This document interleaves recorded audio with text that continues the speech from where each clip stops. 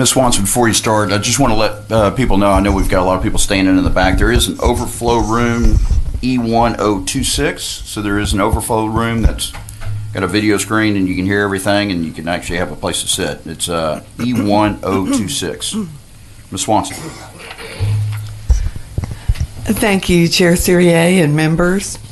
Several states have already declared pornography to be a public health crisis, and this year Texas may join them, as bipartisan legislation to do just that was recently voted unanimously out of Public Health Committee.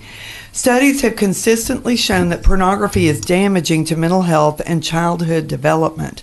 The vast majority of children under 18 have been exposed to explicit material online.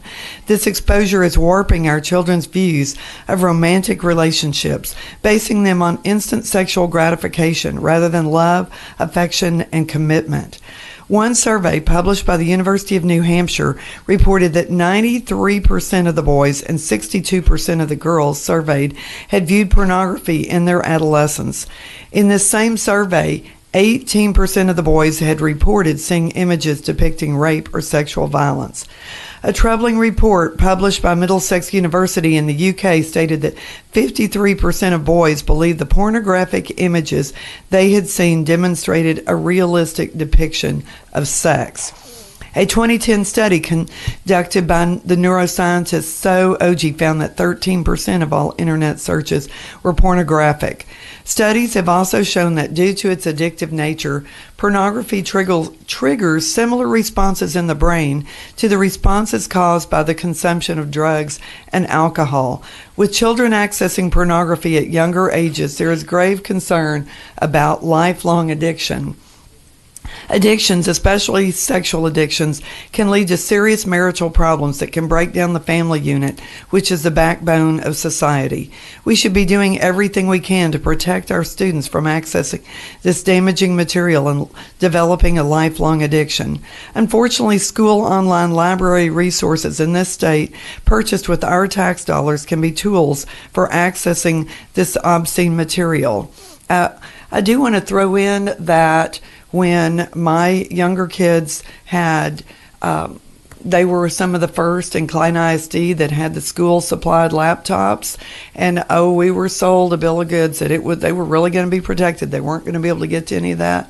They soon figured out how to get around that, and I used to call it taxpayer-funded pornography. It was really a bad problem.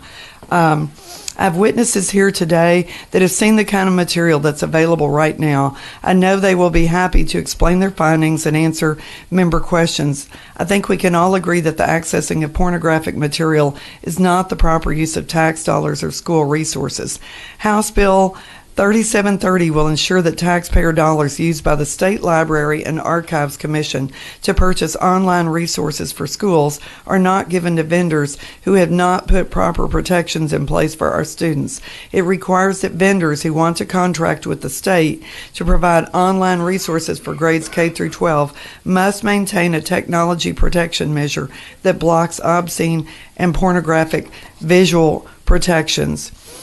I also wanted to touch on that the real problem that pornography leads to a disrespect of women, and then the sexual addiction has been tied into sex trafficking, which we have spent so much time last session and this session dealing with. This bill requires vendors to certify compliance with existing federal guidelines under 47 U.S.C. Section 254. If the state finds that a vendor is not compliant with these guidelines, the Commission may withhold further payments till the vendor certifies compliance. This gives the state the ability to enforce these important protections. Members, I think we can all agree we do not want our students being able to access pornography at school. This is a common sense bill with big positive implications for the mental health of our students and the future of our culture. We must make sure our tax dollars are spent on resources that are appropriate for our students and not expose them to obscene visual depictions. Thank you, Chairman, members. I am available for questions and respectfully reserve my right to close. Members, are there any questions for Representative Swanson? Ms. Gervin? I've got a couple questions. Yes, ma'am. I want to be clear now. Is there a fiscal note on this? No, there should not be. my chief of staff would be here. This basically just says if they find that they don't have the proper procedures, the proper filters in place, they hold back the money, or the state stops doing business with them. So it's not an unfunded mandate for the schools. This is for the vendor Right. to identify a filter. Correct. So And they are already supposed to have that, but this puts it into Texas law, and it gives us teeth to where we can do something about it. But we're not mandating that the schools do anything. What we're doing is addressing here is the vendor responsibility when they put forth their materials. Exactly. Right. Thanks. Good question. Any other questions, members? Ms. Wants? We do have some witnesses here. We'll start off with Jennifer Fleck. What's that? Yeah, we're going to go, actually, we are going to call all three up here. We got Ann Newman and then Deborah Simmons. We are. And then Beverly Roberts. Looks like we've got 4 places up here, so we'll just bring everybody up at one time. In order? 36 seconds.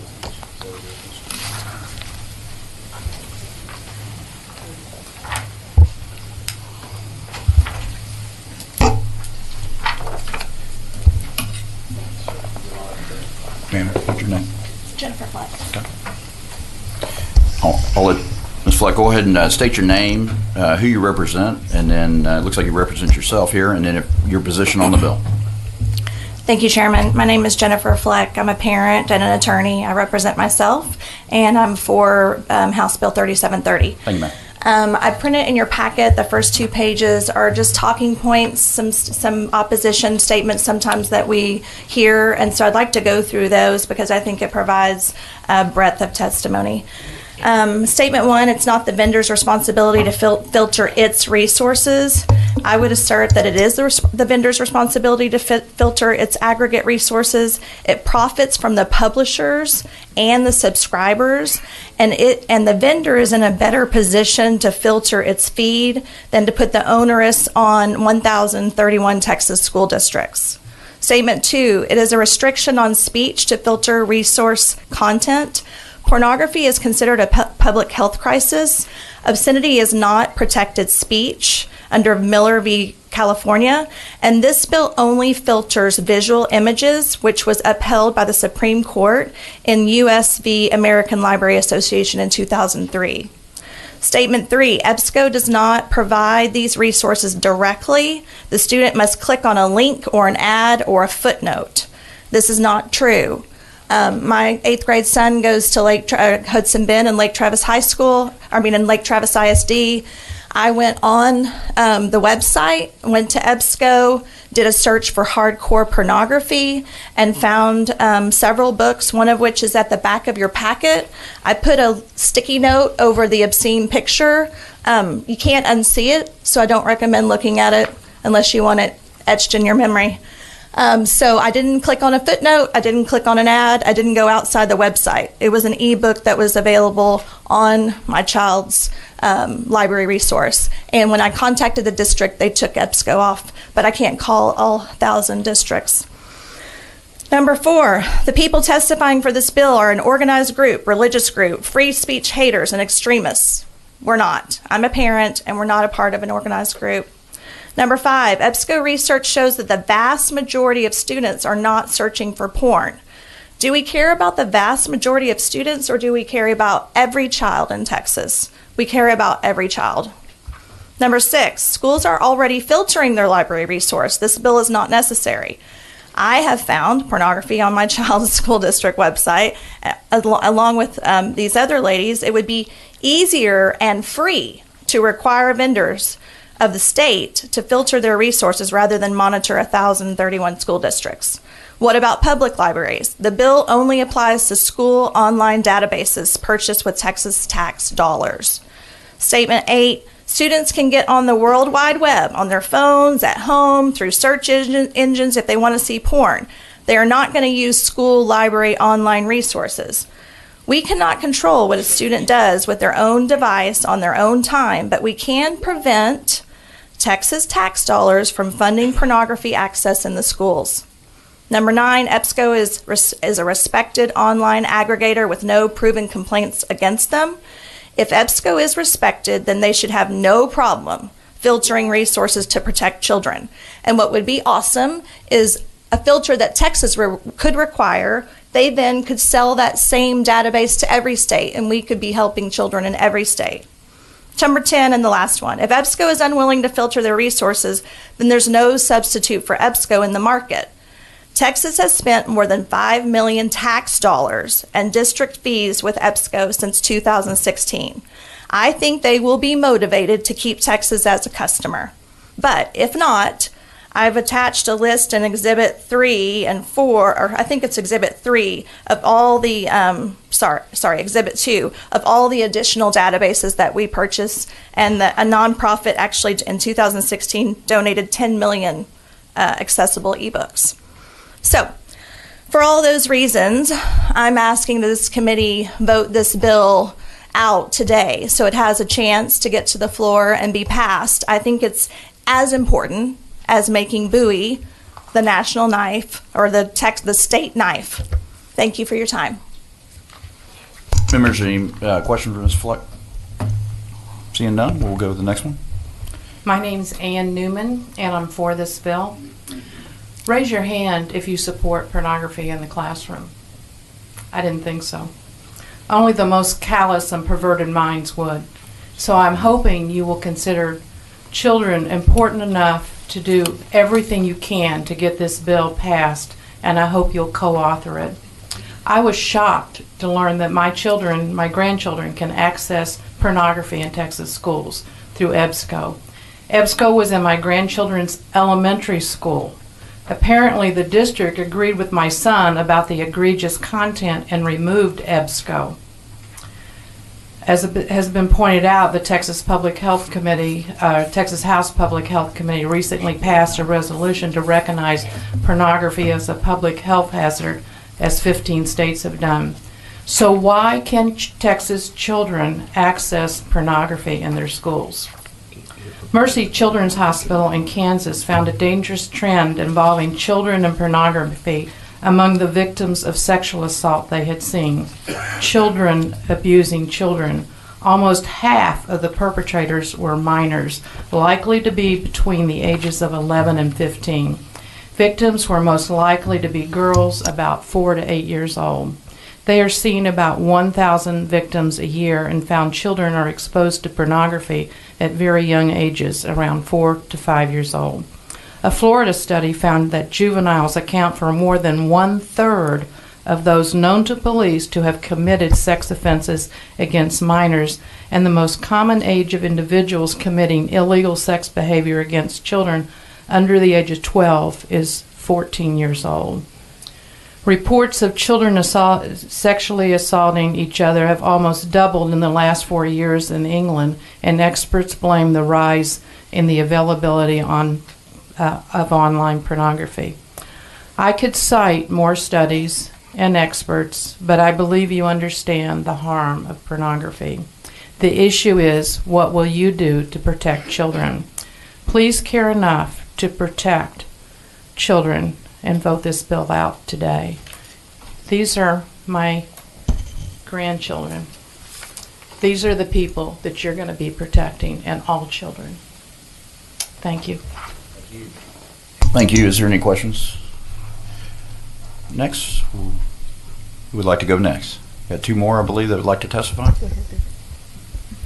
If you don't mind stating your name, and ma'am, it was Miss Newman, is that correct? And you're just here to represent yourself, is that correct? Yes, ma'am. Hello, my name is Deborah Simmons. Thank you for the opportunity to testify in favor of House Bill 3730. In Colorado, parents were able to file a lawsuit against the EBSCO online library resource that contained substantial amounts of easily accessible hardcore pornography. And they discovered the EBSCO database system bypasses school filters and private parent-supplied internet filters. In image 1 on your handout, you will see that EBSCO is one of the content providers in the TextQuest Resource Sharing Program. Image 2 shows that TextQuest is administered by the Texas State Library and Archives Commission for Texas K-12 public school and open enrollment private school communities. For the last 3 years, TextQuest has contracted with EBSCO for multiple ebook collections, as shown in Image 3. Since last October, I have logged into TextQuest EBSCO databases across the state of Texas and have unfortunately found the same problem described in the Colorado lawsuit. Some school districts in Texas have a single login and password for all EBSCO eBooks database collections as shown in Image 4 and Image 5. So a kindergartner and a 12th grader can access the K through 8 collection, the high school collection, the academic collection, the business collection, etc. through just the menu. It's the same login for the kindergartner, the same login for the 12th grader in some of these school districts. When logged into EBSCO, it acts as a VPN, which is a virtual private network, and the school and home network filters do not filter this content. It operates in a portal all on its own. SIPA, the Child Internet Protection Act, was written to require schools to have filters. Unfortunately, Texas Penal Code 4324 has an educational affirmative defense for exposing minors to harmful materials. And so here we are, near the end of the legislative session, and I respectfully ask this committee to consider this bill. We're asking you to protect children because the filters and the penal code do not protect them. Please pass this bill and send it to the local and consent calendar as soon as possible. Thank you for your time and consideration. Members, any questions for Ms. Yeah, go ahead, Ms. Guerrero. Explain to me who EBSCO is. EBSCO is one of the vendors that provides online resources. And so we're identifying them as a problem?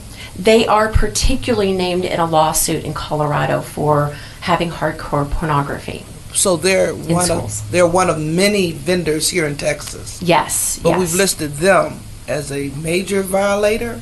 Well, it's important to understand that in Image 1, you'll see that there's multiple products or vendors, that resources that TextQuest uses. So imagine that it's like in the library, the resource area or the reference section of the old library, but now it's all online. So TextQuest has Britannica for its encyclopedia.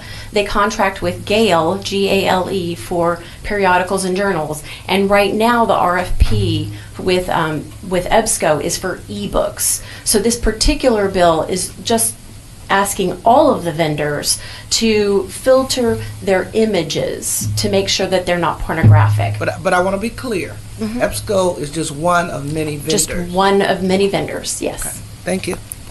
Another good question. All right, any other questions? If not, I believe we're left with Ms. Roberts. Okay. Thank you, ma'am, for being here. If you don't mind stating your name and let us know who you represent and your position on the bill. Okay, yes, I'm Beverly Roberts. I'm for the bill, and I represent Concerned Women for America of Texas. We have thousands of members here in Texas, and also we're a national organization with about 500,000 members, all of whom are definitely opposed to children viewing pornography, particularly if it's provided through the school at taxpayer expense. I'd like to thank you for taking the time to hear from us on House Bill 3730 by Representative Swanson relating to the purchase of online library resources for primary and secondary schools by the Texas State Library and Archives Commission.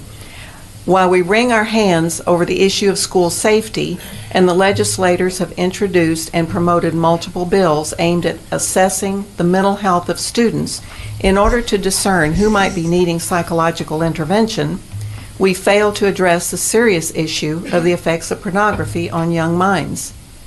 It is well known that viewing video-based pornography changes the actual structure of the brain and has been called the new drug because it is so addictive. Visions of violence and other abuse between the actors, some of whom are trafficking victims, can incite the viewer to act out what has been seen. Investigations of rapists frequently reveal use of pornography that fuel their illicit passions. Is this what educators desire for our students? I urge you to protect young minds from this insidious evil and immediately pass House Bill 3730. Thank you.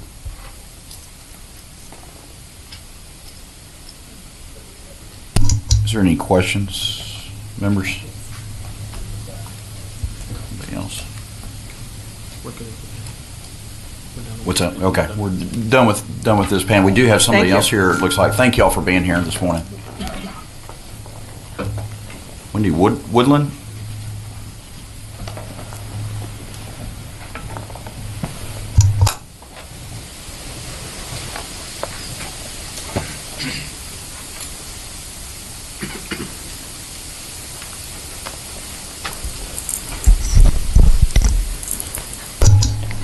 Good morning, Mr. Chairman and committee members. I'm Wendy Woodland. I'm the Director of Advocacy and Communications for the Texas Library Association, which represents over 6,000 librarians and library supporters throughout the state.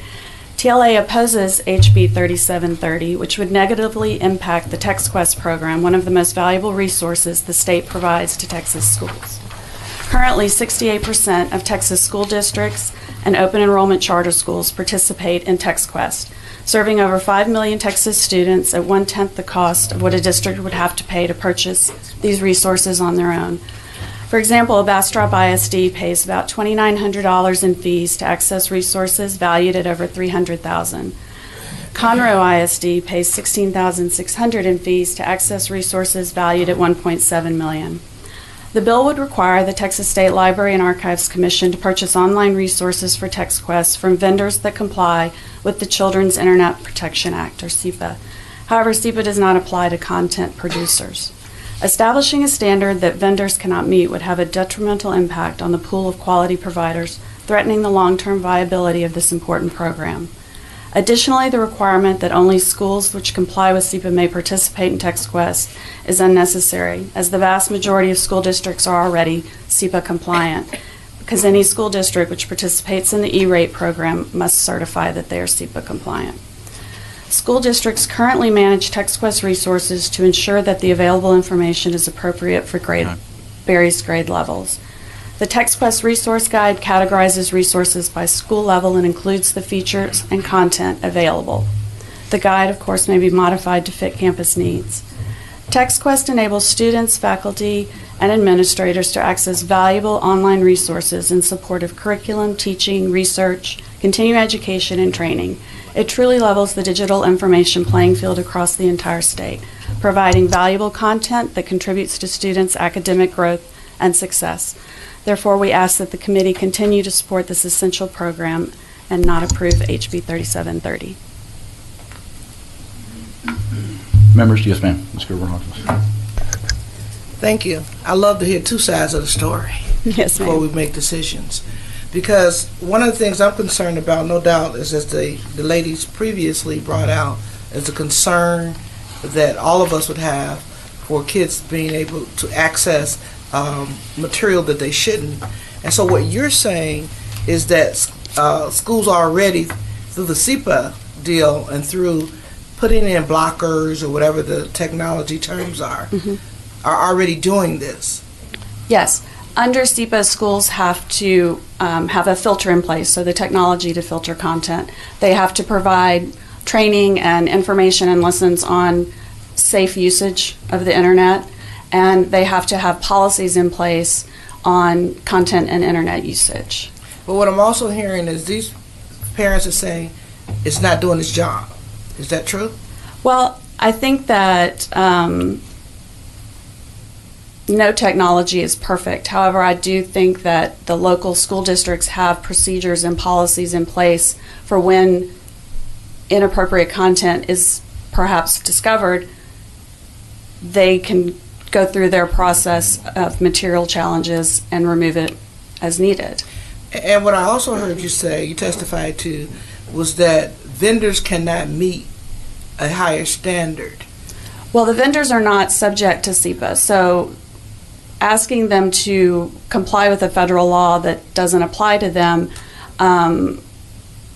would make it difficult for them essentially to do business. They would be meeting a higher standard here than they had to meet anywhere else, and don't know that that would necessarily be something that all vendors would be able to do. And so if we studied the issue, would y'all be open for that? Absolutely. Look into it. To look at the issue a lot more closer, to kind of parallel what we're doing now versus what we could add through this bill. Yes. I mean, I think there's always an opportunity to look deeper into the issue. Because I agree, we don't want to put undue burden on folks. We want to do the right thing. So it's a long-term fix. And is it that we don't have enough information to be able to say what we're proposing in this bill will be effective or not? And or if it creates harm? We believe that it would definitely have a negative impact on TextQuest and the ability to provide those resources to the students. Okay. Thank you, Mr. Chair. Any other questions for Ms. Woodland? Thank you for being here. Thank you. Anybody else to testify? Is everyone else here to testify on, for, or against? It's House Bill 3730. If not, we call and recognize Representative Swanson to close on HB 3730. Thank you, Chairman Serrier and members. I want to address some of the questions that came up, and I've been just double checking my information on that, and address some of the incorrect information that was given out, unfortunately, by the last witness. I guess I was shocked that anybody would be against this bill, and I just find that amazing. One of the things is definitely this bill does not have a fiscal note. Wanted to make sure everyone knows that. We have also found out that experts have estimated that the time required for EBSCO to clean up their databases, put these filters in place, would be 10 hours. We're not asking for much. This would, even if it did cost the vendor a lot, so what? Are our children not worth any money? We're just supposed to keep taking the cheapest vendor who's breaking the laws because we don't care about our students. But what we found out is it won't take them much time. 10 hours and they can clean up their act. Another thing that was incorrectly put out in by the last witness, and I'm sure innocently enough, but as far as the schools filters, once the student is inside the EBSCO portal, the school district's filters don't work. We have to stop this at the vendor level because the school districts can't stop it once they're inside the portal of a group like EBSCO, a vendor that's not applying like that. There are several other things. Any schools that are in full compliance have nothing to worry about. Any vendors, but it's a vendor thing. Just make the vendors clean up their act, because we need to stop spending taxpayer money exposing children to hardcore pornography, because all of the bad effects of that have already been proven by studies over and over again. And it shows we need to raise up kids who respect women, who respect themselves, who are not perpetrating crimes on others. And you heard the testimony, how they are starting to perpetrate sexual crimes on younger and younger children because of the things they see. I think this is extremely important. I want to clarify, the bill does not apply to county and city libraries, only state taxpayer funded online databases to schools. I would ask for your support. I'd ask you to vote it unanimously out. It's been studied. We don't need any more studies. It needs to stop now. We need to protect the school children of Texas. And I would ask you to vote it out, hopefully today, and send it to local and consent. Thank you so much. Do you have any more questions? Otherwise, I close. Any more questions? Yes, ma'am. Go right ahead. I just want to be clear, because I don't like to create unintentional consequences. Absolutely. Okay. Have you spoken to any schools? Have I spoken to any schools? I have not had a single school district object to this the entire time. So you have spoken to them? I speak to the schools all the time on this particular thing. This doesn't, it's a vendor, it's to stop the vendors. I don't want to call it a vendor bill, because that typically means something totally different to us. It means that it forces the EBSCO and the other bad actors to clean up their acts. So the school districts know, I do know that when I had students in Klein ISD, it was a huge frustration because they had been sold a bill of goods that the students would not be able to access this mess, and they could access anything. Now, they couldn't access conservative news websites, basic big ones, but they could get to all the pornography they wanted to. Right, Representative Charles, I got several questions. Okay. I just want to be clear. Yes, absolutely. For my own self. Okay? Yes.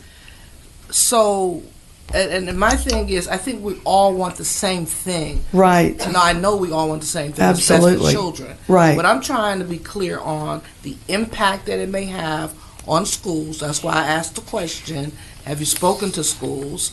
Because at the end of the day, they're ultimately responsible, all right? The other is when a vendor creates a software, the school has the technology tools or the system. How do we know, and I'm trying to be clear, of how the vendor side now interfaces with the school's equipment to create the block, the filter, the proper filtering. Right. If I have Apple, another school may have Mac, okay? Another school may use Chromebooks, all right? So when we talk about the technology systems, how does the vendor's software interface with that to do the proper protections? Yes, right. If it's done at that level above, it ends up having no effect on the schools. The schools can have their level of filters, but it would merely not be included in the database the kids are accessing. This would require EBSCO to go take entire, hardcore pornography visual, because as you heard from the testimony, this is the visual pictures. They need to take those books out of their database so the kids, we're talking ebooks that they've added in, and all students from any age can get to the same mess. So there's been no effort towards the impact that it would really have.